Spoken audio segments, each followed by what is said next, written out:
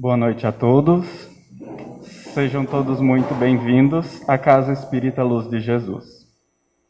Então, nesta noite, para a gente iniciar a nossa noite, nós vamos ler um capítulo do livro Vinha de Luz, de Francisco Cândido Xavier.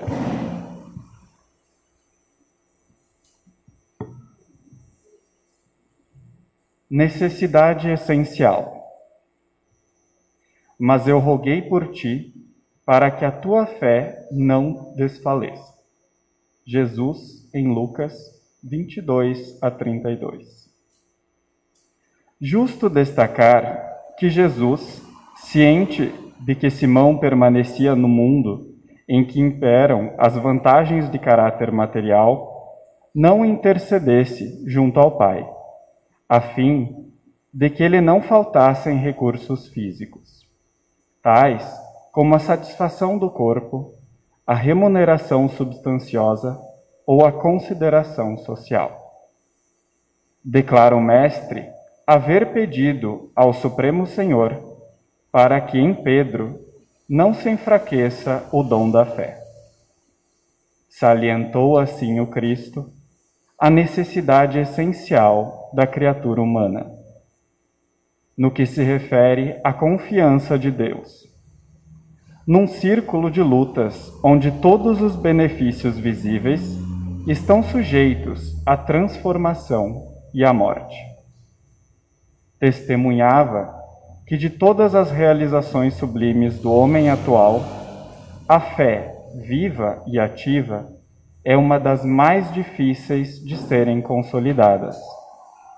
Reconhecia que a segurança espiritual dos companheiros terrestres não é obra de alguns dias, porque pequeninos acontecimentos podem interrompê-lo, feri-la e adiá-la. A ingratidão de um amigo, um gesto impensado, a incompreensão de alguém, uma insignificante dificuldade, podem prejudicar-lhe o desenvolvimento. Em plena oficina humana, portanto, é imprescindível reconheças a transitoriedade de todos os bens transferíveis que te cercam. Mobiliza-os sempre, atendendo aos superiores desígnios da fraternidade que nos ensinam a amar-nos uns aos outros com fidelidade e devotamento. Convence-te, porém, de que a fé viva na vitória final do Espírito Eterno é o óleo divino que nos sustenta, a luz interior para a divina ascensão. Neste momento, então, eu convido a todos a fecharmos os nossos olhos. Vamos respirar profundamente e afastar da nossa mente todas as energias ruins, todos os males que absorvemos em nosso espírito. Vamos serenar o nosso pensamento, o nosso coração, agradecer por mais esta oportunidade de evoluirmos e aprendermos, por mais este momento que estamos aqui, pela oportunidade de encarnar, pela oportunidade de passar por estas provas que nos fortalecem todos os dias. Agradecemos pelo nosso trabalho, pela nossa vida, pela nossa família, pelo nosso lar. Agradecemos aos mestres, a Jesus, o Espírito Divino, que habitou entre nós e nos deu o exemplo. Pedimos aos nossos mentores, aos anjos de luz, que nos tragam a sabedoria, a fé, a oportunidade de praticarmos a caridade com nossos irmãos. A tudo o que nos movimenta, o que nos dá a oportunidade de evoluir. E que assim, nesta noite em que aqui nos encontramos, possamos absorver as palavras que serão nos ditas e possamos levar para nossas vidas a prática da espiritualidade no amor. Que assim seja. Então, nesta noite, nós teremos a nossa oradora Amber Porte, do Grupo Espírita Allan Kardec, que vai nos trazer essa palestra maravilhosa. Amber, seja bem-vinda.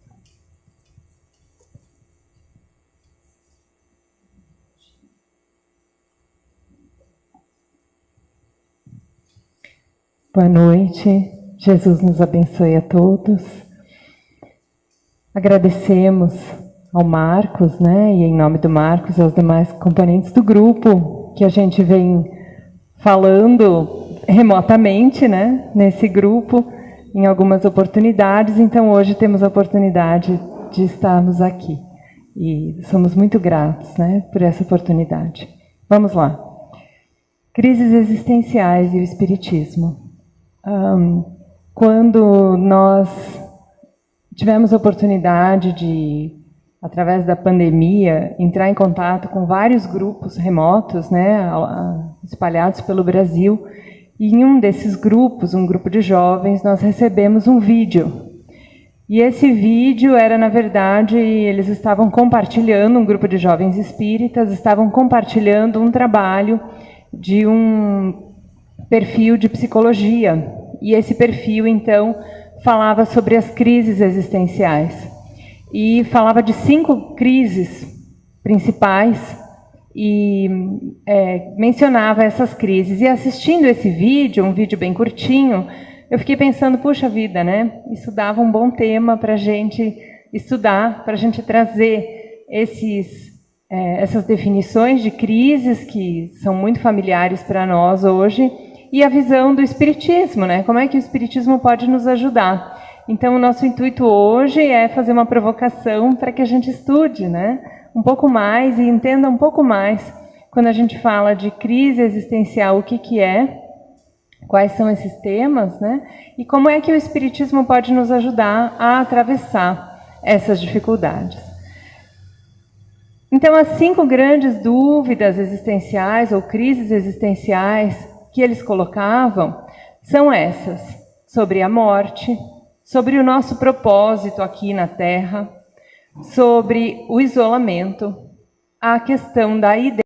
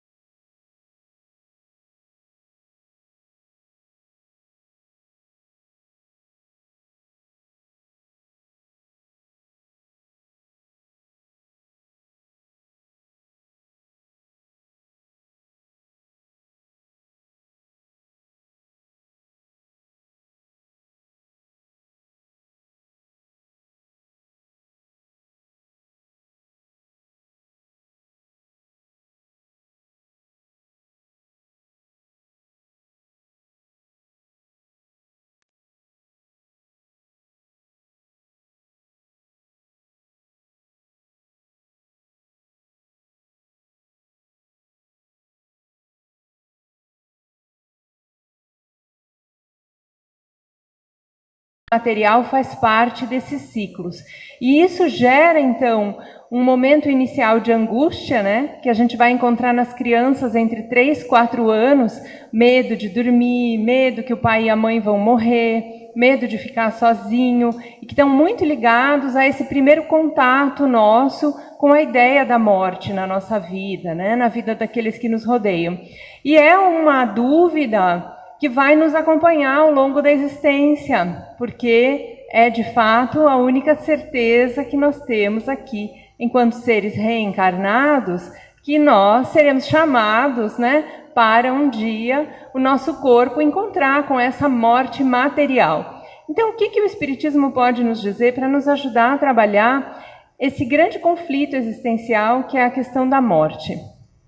Na Revista Espírita, Allan Kardec escreve que o temor da morte é efeito da sabedoria da providência e uma consequência do instinto de conservação comum a todos os seres vivos.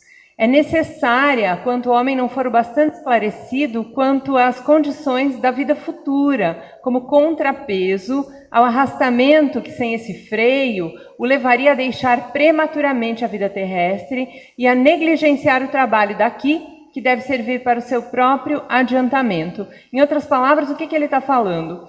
Todo ser humano tem medo da morte e é um instinto natural isso, colocado em todos nós para que a gente viva o máximo possível, para que a gente cuide da nossa vida biológica aqui e estenda essa oportunidade o máximo possível. Por que ela é colocada por Deus em cada um de nós? Porque nós ainda não temos uma clareza da nossa finalidade espiritual. Então, para evitar que os arrastamentos nos percam, né, das coisas materiais, das paixões, esse temor é colocado para fazer um contraponto e para nos fazer pensar melhor, para nos fazer evitar aquilo que nos colocaria muitas vezes em risco. Mas Kardec continua: à medida que o homem melhor compreende a vida futura, diminui o temor da morte. Mas, ao mesmo tempo, melhor compreendendo a sua missão na Terra, ele espera seu fim com mais calma, resignação e sem medo. A certeza da vida futura dá outro curso às suas ideias, outro objetivo a seus trabalhos. Kardec vai colocar muito isso ao longo de toda a obra espírita, da transformação que o efeito da crença na vida após a morte exerce sobre qualquer pessoa. Por quê? Porque destrói a ideia materialista de que tudo acaba com a morte. Então, para aquele que é materialista, a ideia da morte ela é horrível, porque é o fim, né? É o fim de tudo. Mas para aquele que é espiritualista, ela é só uma passagem. E dentre os espiritualistas, nós, os espíritas, ainda temos muito mais clareza sobre o nosso futuro depois da morte, sobre o nosso destino e sobre essa continuidade da vida. Porque se descortina para nós que não é a nossa primeira vida, que nós já tivemos outras vidas e que teremos muitas outras depois. E que continuamos vivendo, aprendendo e trabalhando, tanto quando estamos no mundo material, como enquanto espíritos errantes no mundo espiritual. Então, veja, uma tranquilidade, né? Compreendendo isso e esperando, então, com mais calma, com resignação e sem medo. O conhecimento da vida espiritual nos dá essa tranquilidade para enfrentar as dificuldades da vida. Nós vamos encontrar uma mensagem espetacular no Evangelho segundo o Espiritismo, chamado Ponto de Vista, onde os espíritos dizem, né? Quando a gente coloca o ponto de vista na vida futura, se transforma totalmente o panorama como a gente encara a vida presente. Ele muda tudo. E certas coisas que nos acontecem aqui, elas deixam de ser perturbadoras porque nós sabemos que elas são passageiras. Então a gente enfrenta aquilo. Olha, eu tive 4 filhos de parto normal. Quem aqui já teve parto normal sabe que não é nenhuma brincadeira isso, né? Não é assim uma coisinha que a gente atravessa. Mas eu enfrentei os 4 partos com tranquilidade, porque eu sabia que era um problema momentâneo, uma dor momentânea, um trabalho mesmo. E que o que ia resultar daquilo era muito melhor, que era a chegada dos meus filhos, era uma alegria muito grande. Então a gente enfrenta a dor, enfrenta o trabalho, a dificuldade, porque sabe que vai colher efeitos que nos vão ser muito benéficos. Poderia dar alguma coisa errada? Poderia, com certeza. Como às vezes acontece, né? E como não seria de se estranhar que acontecesse, porque são coisas naturais. Mas A tranquilidade, a fé no futuro, a esperança de que eu estava bem assistida, a fé em Deus, me ajudou a atravessar esses momentos com muita calma, com muita perseverança, e tudo passou, né? E os filhos hoje estão aí todos adultos já, graças a Deus. Então, essa tranquilidade que o Espiritismo nos dá, ela tem um efeito calmante em nós, nos ajudando a encarar essa crise do temor da morte. A questão do sentido da vida. Viktor Frankl, que foi um médico e um psicólogo importantíssimo, no seu livro Em Busca de Sentido, que é um dos livros basilares da psicologia, coloca que se a pessoa não entende, não encontra um sentido para a sua vida, ela sofre grandemente, podendo inclusive não aguentar as dificuldades e as provações, porque não encontra para os seus dias, para as suas provações, para a sua própria existência, um propósito. Então, a questão do propósito, ela está muito presente nas nossas reflexões e ela vai surgir como uma crise em vários momentos da nossa vida. Então, existe aquele momento em que a gente se questiona: o propósito da minha vida será que é ter uma família ou não é ter uma família? Aí eu acho que o propósito da minha vida é ter uma família e, de repente, essa família não dá certo. O casamento desmorona, ou o filho parte, a família se desfaz. E aí vem uma crise, porque se eu achava que esse era o meu propósito, agora eu fico sem propósito. Então é uma crise, eu tenho que buscar um propósito na minha vida. Se o propósito da minha vida é o meu trabalho, a hora que eu perder esse trabalho ou não puder mais exercer esse trabalho, eu fico sem propósito. E aí eu vou encontrar uma crise, porque o significado da minha vida está muito atrelado àquilo. Se o propósito da minha vida era ser mãe, agora que os meus filhos estão grandes e não precisam mais de mim, eu fico sem propósito. Então eu encontro uma dificuldade, uma crise, e se não souber lidar com essa crise, ela me angustia e me puxa para baixo. O que é a característica da crise? É uma angústia, é uma tristeza, é uma vontade de se isolar dos outros, é um sofrimento que a gente não consegue muitas vezes precisar, que pode levar a uma depressão. Então, a crise existencial, ela afeta não só os nossos pensamentos e sentimentos, mas também a nossa saúde, o nosso equilíbrio biopsíquico, social. E a gente às vezes acha que se isolando vai melhorar, mas é pior, né? Porque o fato de você conseguir falar com alguém, seja um amigo, seja um familiar, ou seja mesmo um profissional, ajuda você a organizar as ideias e entender o processo pelo qual você está passando. Ajuda inclusive a localizar qual é a crise, porque muitas vezes a gente não se sente bem e não consegue identificar qual é o nosso problema. Onde é que está a nossa crise? Qual é a nossa dúvida? Então, o fato de falar, seja falando com alguém, seja escrevendo, nos ajuda a nomear os sentimentos que estão passando por nós, que nós estamos atravessando. Então é importantíssimo que a gente pense a respeito do sentido, do propósito da vida e que a gente reflita sobre isso e questione permanentemente, porque ele vai mudando, né? No entanto, o Espiritismo vai nos falar a respeito do objetivo quando a gente reencarna, e que é um objetivo comum que pode nos ajudar. Kardec pergunta qual é o objetivo da encarnação dos espíritos, da nossa encarnação, e os espíritos respondem no Livro dos Espíritos: Deus lhes impõe a encarnação com o fim de fazê-los chegar à perfeição. Então, está ali o primeiro objetivo, né? Por que nós estamos aqui? Para nos aperfeiçoar. Para uns, expiação, para outros, missão. Então, tem aqueles que sofrem mais porque estão expiando, quer dizer, fizemos mal no passado, agora temos que refazer. Para outros, é uma missão, solicitaram o trabalho. Mas, para alcançarem essa perfeição, tem que sofrer todas as vicissitudes da existência corpórea. Nisso é que está a expiação. Quer dizer, tem que passar calor, tem que passar frio, tem que passar fome, tem que passar sede, tem que passar doenças, tem que desenvolver todo o sistema imunológico na primeira infância, tem que passar as vacinas, tem que passar uma série de dificuldades. tem que passar as provações que estão colocadas ali para nos ajudar no nosso aperfeiçoamento. Visa ainda outro fim a encarnação, o de pôr o espírito em condições de suportar a parte que lhe toca na obra da criação. Eu adoro essa visão do espiritismo, né? Que é a visão colaborativa.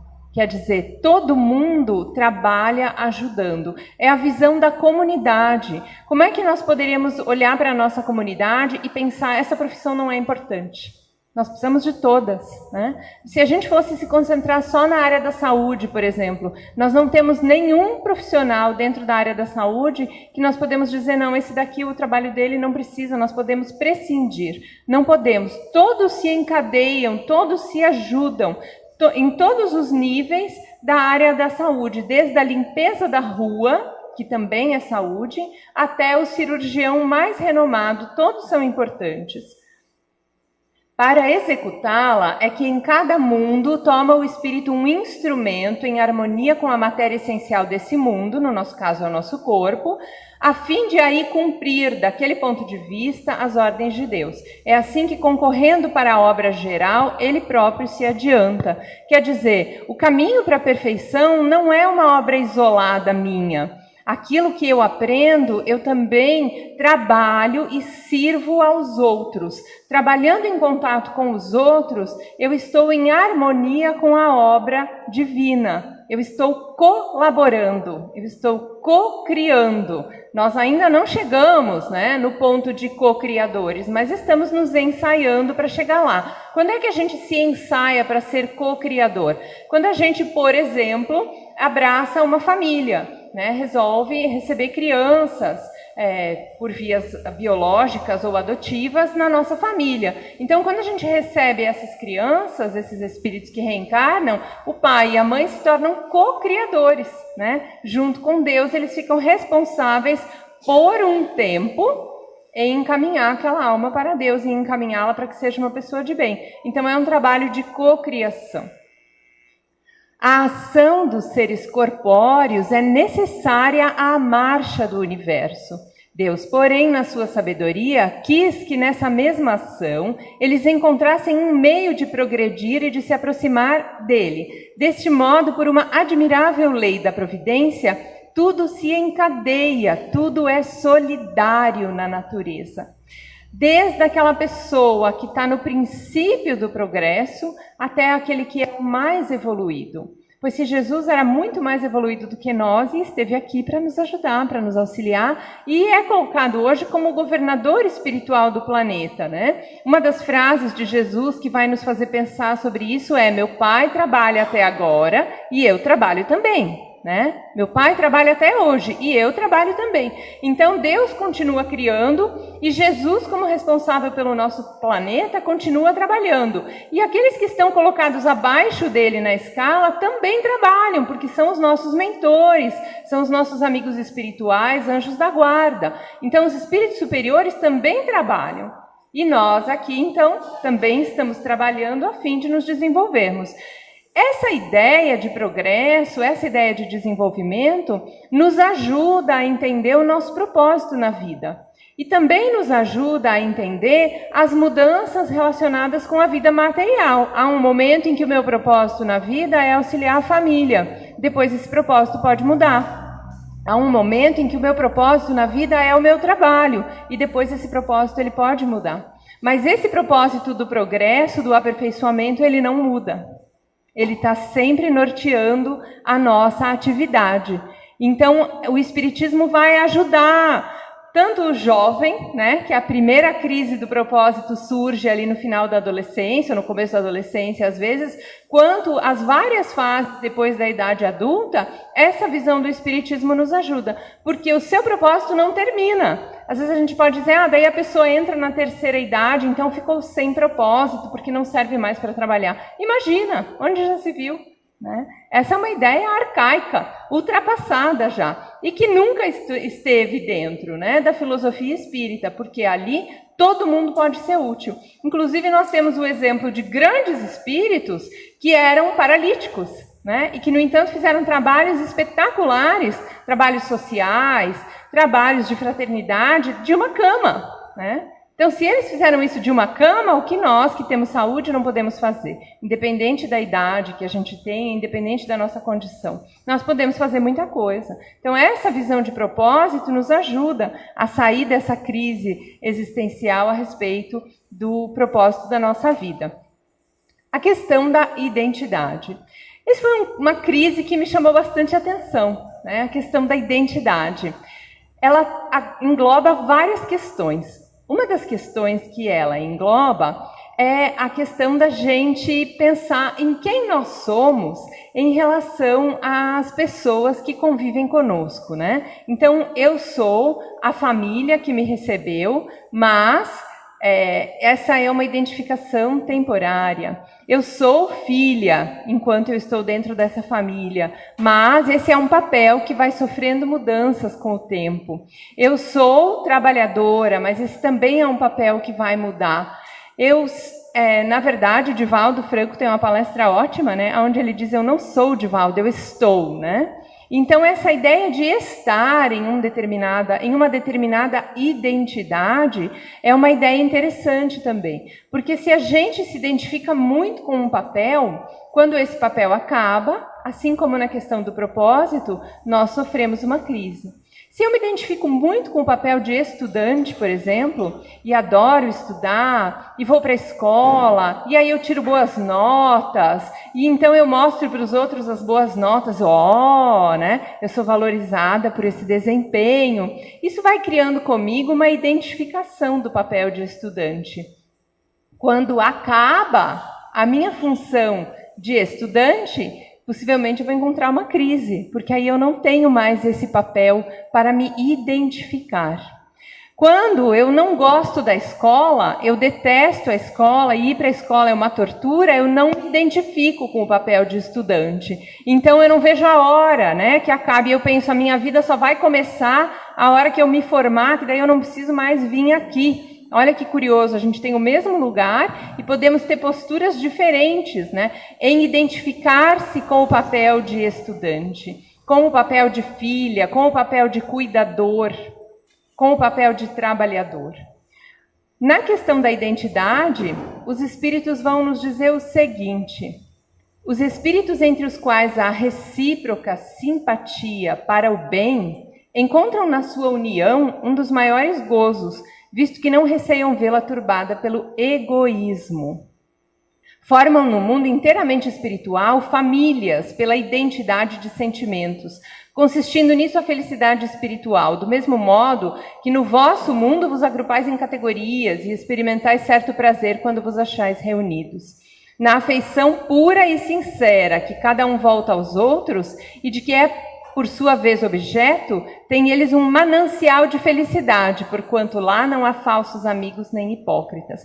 Por mais que eu esteja junto de uma pessoa, essa pessoa jamais vai saber o que é ser a pessoa que eu sou. Por mais que ele caminhe comigo, ele nunca vai ter acesso aos meus sentimentos mais íntimos. No entanto, a gente cria uma fantasia da união ideal, que na união ideal existe essa comunhão, onde o outro consegue perceber perfeitamente o que eu estou sentindo e o que eu estou pensando. Essa fantasia que a gente cria, quando ela não corresponde à realidade, nós nos frustramos e sofremos, então, a crise da identidade. Porque o outro não me ama como eu desejaria. No entanto, os espíritos nos explicam que existem afinidades que podem nos ligar às pessoas. Mas aqui no mundo material, elas estão turbadas pelas coisas materiais. É muito raro a gente encontrar uma afeição puramente espiritual. Onde a gente vai encontrar afeições puramente espirituais? Nos laços sublimados. Na mãe pelo filho, mas não toda mãe, né? No pai pela filha, mas não em todas as famílias. Então, eventualmente, nós vamos encontrar aquele pai, aquela mãe, aquele líder que tem uma abnegação, faz uma doação de si mesmo em favor do outro. A sua atitude é toda baseada no desinteresse. Então, aí nós temos uma afeição pura. Quanto mais desinteressada, mais pura, mais verdadeira.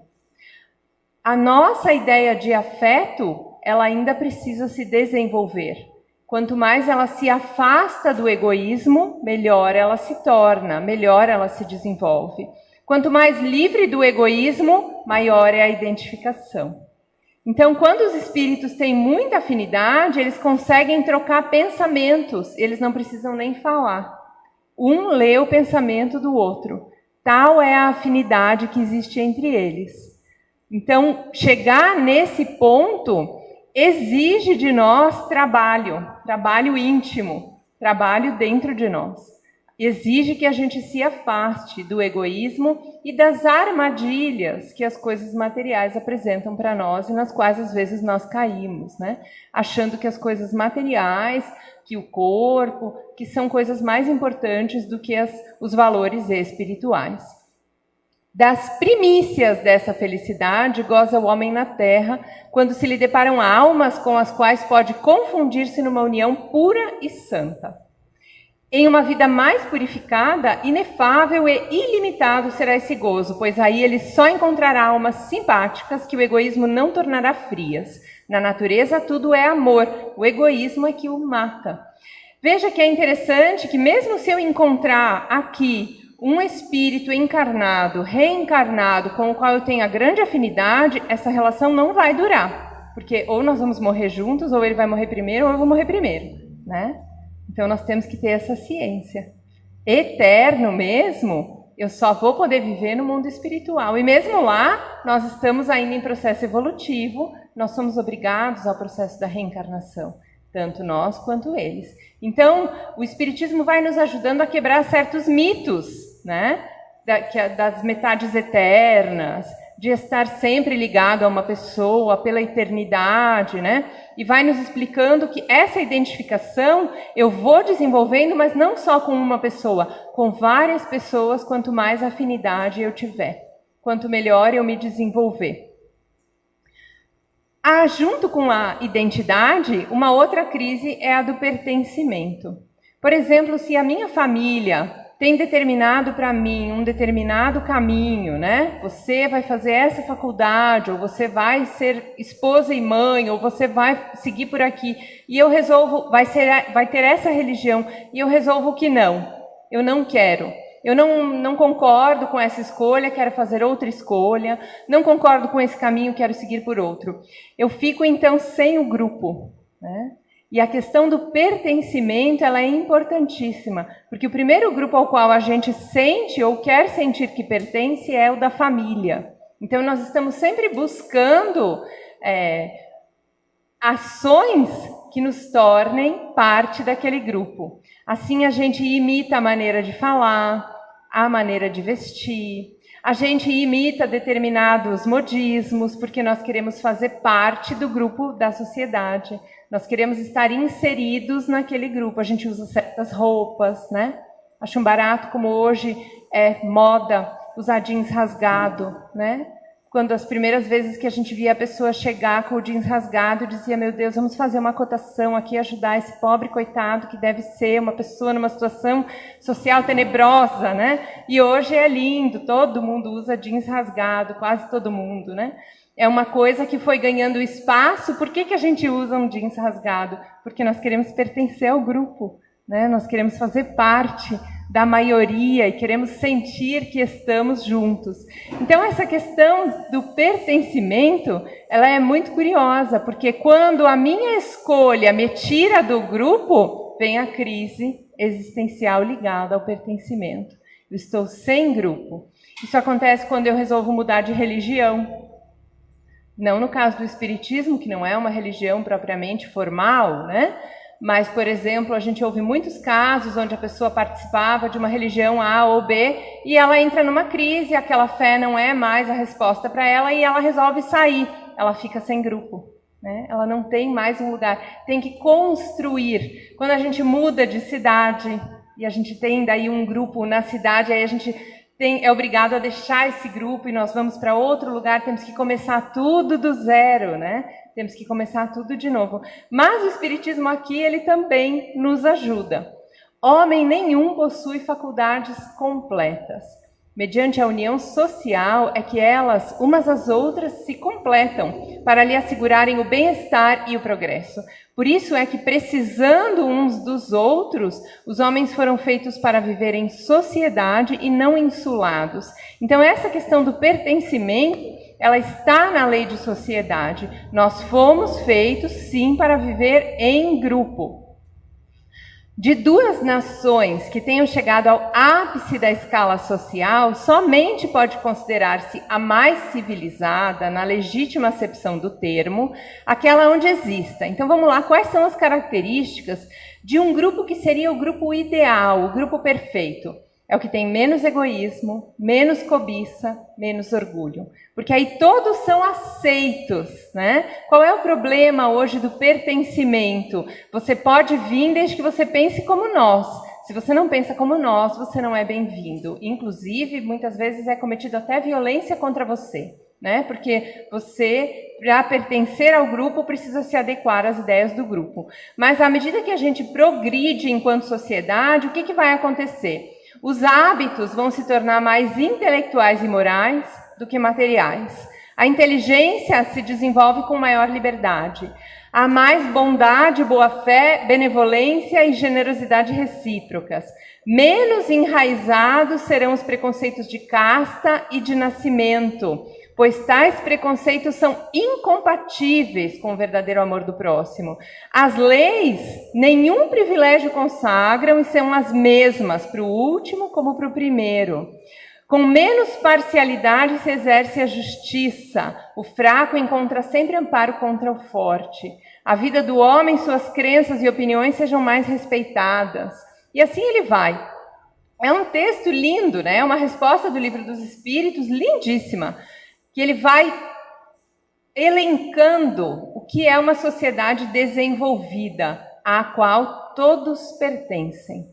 Você não tem racismo, você não tem discriminação, porque você tem todos esses preceitos da mais pura fraternidade. Então, quando a gente, muitas vezes, entra na crise do pertencimento, porque não nos identificamos mais com um determinado grupo, às vezes a gente precisa refletir se isso não é uma coisa boa, né? Se isso não é um bom sinal. É um indício de que estamos pensando pela própria cabeça e não pela cabeça da maioria, não pela cabeça dos outros. Quando eu começo a questionar as minhas ações e começo a indagar se realmente eu pertenço àquele grupo, a frase de ordem do pessoal hoje faz sentido para você? Né? Não é assim? Faz sentido para você? Eu começo a questionar e aquilo de repente não faz mais sentido para mim.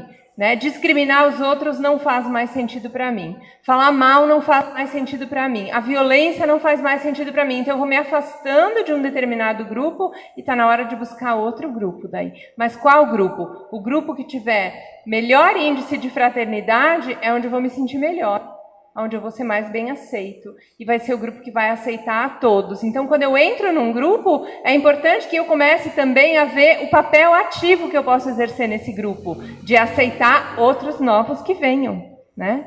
Porque muitas vezes a gente assume uma postura de eu, os meus e os outros não, né? Porque não quero dividir, é o egoísmo, né? Que não nos permite aceitar as diferenças, aceitar os outros. E, finalmente, a questão da liberdade. A questão da liberdade é uma crise bastante interessante, né? Porque, às vezes, essa crise ela acontece de uma maneira muito pessoal, quando nas relações que a gente desenvolve nós não temos liberdade de ser quem somos, de falar o que pensamos, de tomar determinadas atitudes, mas ela também pode assumir um caráter social e institucional, né? Quando o meio onde nós estamos inseridos nos tira a liberdade, nos impede, ou por leis, ou por determinadas atitudes, e nós não podemos mais usufruir da liberdade que todos buscamos. A liberdade é um valor inalienável, né? Importantíssimo. No entanto, ainda está longe o dia onde a gente pode dizer, todos somos livres, de fato, né? Esse dia ainda não chegou, mas chegará. O que diz o Espiritismo sobre a liberdade? Que é o que resulta dos embaraços que se opõem à liberdade de consciência. Começamos pelo nível mais básico de liberdade, de pensar. Respondem os espíritos: constranger os homens a procederem em desacordo com o seu modo de pensar, fazê-los hipócritas. A liberdade de consciência é um dos caracteres da verdadeira civilização e do progresso. Então, aí, mais uma vez, um convite de aceitação das ideias que são diferentes da nossa, né? Eu não posso, nem pelas minhas atitudes, nem pelas minhas ideias, impedir o outro de pensar da maneira como ele pensa. Por quê? Porque eu crio daí a hipocrisia. É isso que a gente faz muitas vezes com a educação. Seja uma boa pessoa, não xingue os outros. Seja uma boa pessoa, não faça isso, né? Ah, se você fizer isso, você vai para um lugar ruim quando você morrer. Então é uma educação que cria hipócritas, onde eu critico comportamentos que eu mesma faço, né? Onde eu acho ruim determinadas coisas que eu também carrego. Então essa hipocrisia, ela é muito nociva para nós, porque nós estamos falando aqui de atingir a perfeição através do desenvolvimento de virtudes, mas eu não consigo desenvolver a virtude se eu caminho com a hipocrisia, porque a hipocrisia finge. Eu finjo que sou boa, eu mesma acredito que eu finjo que sou boa, eu acho que eu sou tão boazinha, né? A família sabe como eu sou super querida, né? Boazinha que, nossa senhora, ai, ai, ai, querida que vai para o umbral, né? Já caminha, na verdade, no umbral por causa da perturbação em que vive, né? Mas para os outros eu finjo muito bem que eu sou boazinha. Então, o fingimento, ele nos impede o autoconhecimento, que é um dos pilares do nosso progresso, né? Um dos caminhos, o principal caminho para o nosso progresso. Inclusive, o caminho para sair de qualquer crise é o autoconhecimento, porque a crise existencial, ela é muito pessoal. Ela não é a mesma para todos. Ela é muito variada. Então, está dentro da pessoa a capacidade de analisar o que ela está vivendo e a maneira de elaborar aquela crise, aquilo que ela está vivendo. É muito pessoal. E a hipocrisia, o que ela faz? Não, está tudo bem. Né? Não existe problema. Não, está tudo ótimo. Ela nos impede. E ainda, além de impedir que a gente veja a própria crise, a gente ainda xinga os outros, né? Que estão passando pela dificuldade, pelo problema. É um cego que tenta conduzir outro cego, né? Caem ambos no abismo. Ademais, sempre confundir duas coisas muito distintas: os sucessos materiais da vida e os atos da vida moral. A fatalidade que algumas vezes há só existe com relação àqueles sucessos materiais, cuja causa reside fora de vós e que independem da vossa vontade. Então veja, o vírus, por exemplo, é uma fatalidade, é uma causa material e que nós não tínhamos nenhum poder para impedir. Estava fora da nossa capacidade. Mas como é que eu lido com a pandemia? Isso tem a ver com as minhas escolhas. Como é que eu trato a família com quem eu sou obrigada a conviver mais de perto? Isso é responsabilidade minha. Isso não tem a ver com a liberdade. Então, às vezes, a gente acha que não tem liberdade, né? Porque os atos da nossa vida estão pré-determinados, mas não é assim. Questões materiais, sim, estão pré-determinadas. Se passar um tufão aqui em Concórdia, né? E mexer com as construções e arrancar telhados, como acontece às vezes aqui na nossa região, isso é um acontecimento material que está fora da nossa capacidade de controle. É uma fatalidade. Eu não tenho como escapar dele morando aqui, né? No entanto, existe uma liberdade. E essa questão da fatalidade, ela é muito curiosa, gente, porque, voltando lá para o início, para o medo da morte, né? Esses dias nós escutamos a seguinte reportagem. Uma mulher estava dormindo na sua casa, na fronteira dos Estados Unidos com o Canadá. E ela acordou porque ela escutou um barulho. Quando ela olha para cima, ela vê que tem um buraco no teto. Aí ela olhou aquele buraco e disse, meu Deus, né? Será que ventou e caiu uma árvore? E aí ela abriu a janela e foi olhar e não tinha nada. As árvores, tudo impecável, né? Se tivesse dado um vendaval, ela teria visto a árvore caída e tal. Estava tudo normal. Aí ela disse, mas da onde então, né? Esse barulho e esse buraco no teto? E ela começou a olhar e daí ela levantou o travesseiro. E ainda bem que ela não era casada, né? Ela estava dormindo sozinha. Ela levantou o travesseiro e tinha caído um meteorito do céu, desse tamanho, gente, sem brincadeira, no travesseiro do lado de onde ela estava dormindo.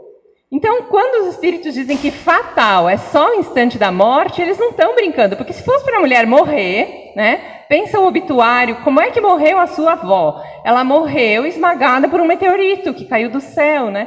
Não era a hora da mulher morrer, porque ele caiu do lado, a 30 centímetros de onde a sua cabeça repousava tranquilamente. Então, olha só a questão da liberdade e a questão da fatalidade, que interessante para a gente pensar. E inúmeros casos se nos deparam para que a gente veja, né, que existe um governo maior que cuida das coisas coletivas e que determinadas coisas, se acontecem, é porque todos nós tínhamos que passar. Mas existem exemplos evidentes que nos mostram esse cuidado, né, que nos mostram essa organização das coisas. E isso, pensar sobre isso nos dá uma tranquilidade para a gente sair na rua, né? Para a gente dormir, para a gente dizer, não, eu só vou morrer realmente se chegar a minha hora. O medo da morte ajuda que eu me cuide dentro da normalidade, né? E a fé ajuda que eu tenha tranquilidade para enfrentar as dificuldades da vida.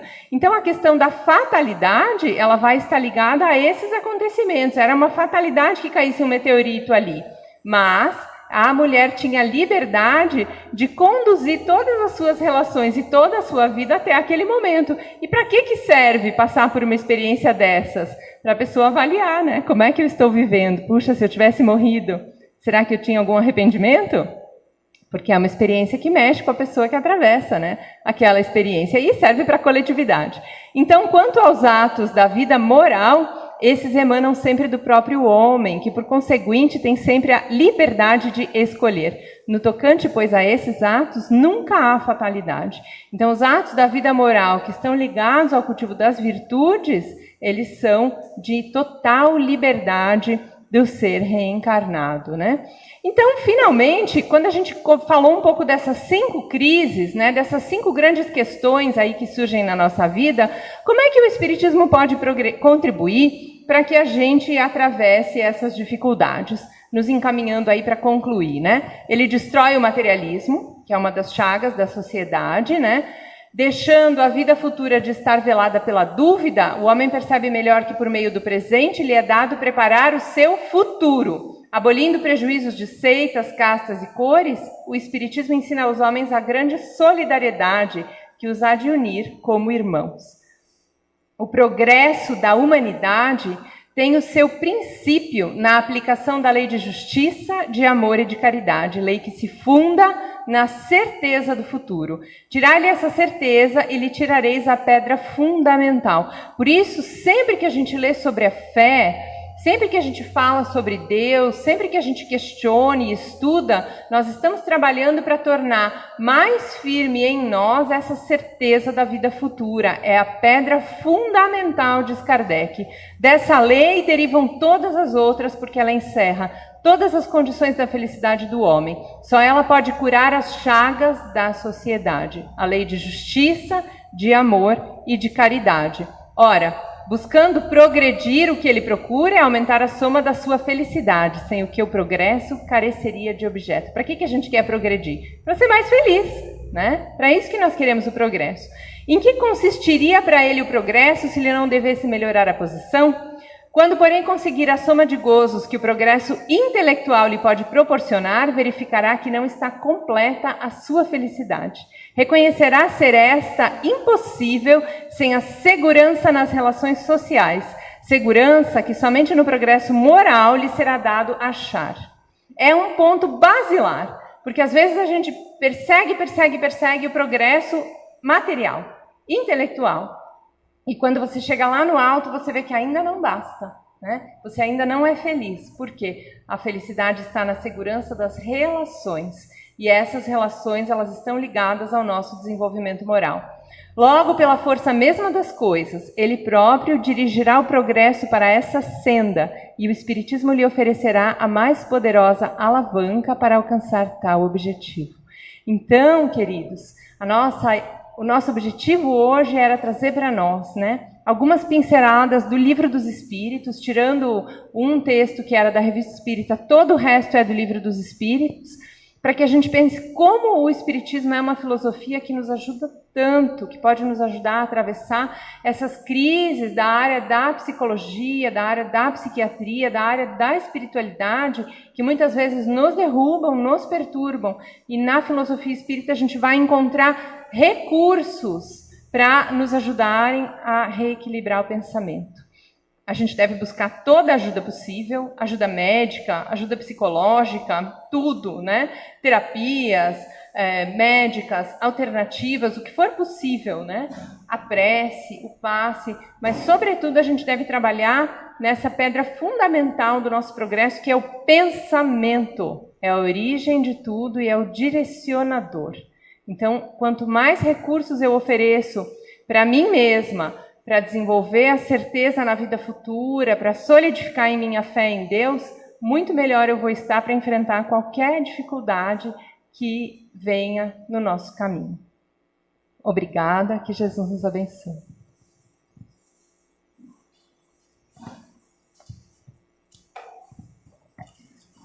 Então vamos agradecer a Amber, né, por mais esses ensinamentos dessa noite. E então, para a gente estar encerrando, eu convido novamente todos vocês para nós fecharmos os nossos olhos.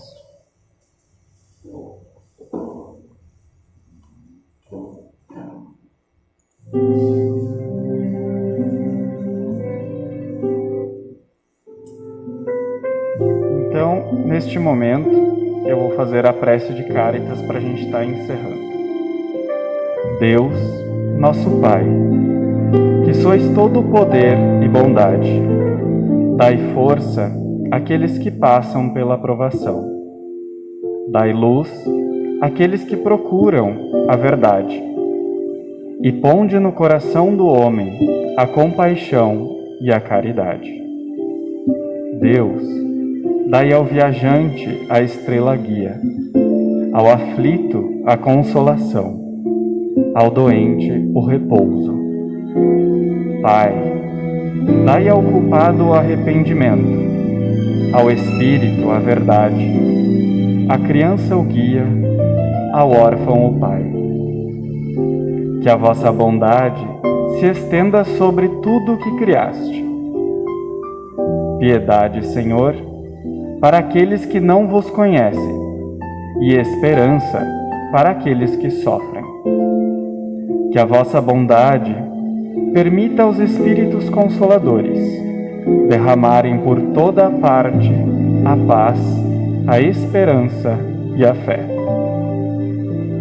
Deus, um raio, faísca do vosso divino amor, pode abrasar a terra. Deixai-nos beber na fonte desta bondade fecunda e infinita, e todas as lágrimas secarão. Todas as dores acalmar-se-ão. Um só coração, um só pensamento subirá até vós, como um grito de reconhecimento e de amor. Como Moisés sobre a montanha, nós vos esperamos com os braços abertos. Ó bondade, ó poder, ó beleza, ó perfeição. Queremos, de alguma sorte, merecer a vossa misericórdia. Deus, dai-nos a força no progresso de subir até vós. Dai-nos a caridade pura, dai-nos a fé e a razão. Dai-nos a simplicidade que fará de nossas almas o espelho onde refletirá um dia a vossa santíssima imagem. A prece de Cáritas é um pedido de força a Deus, para que Ele nos ajude a superar os desafios em nossas vidas. A oração é capaz de proporcionar a calma e a paz. Que assim seja.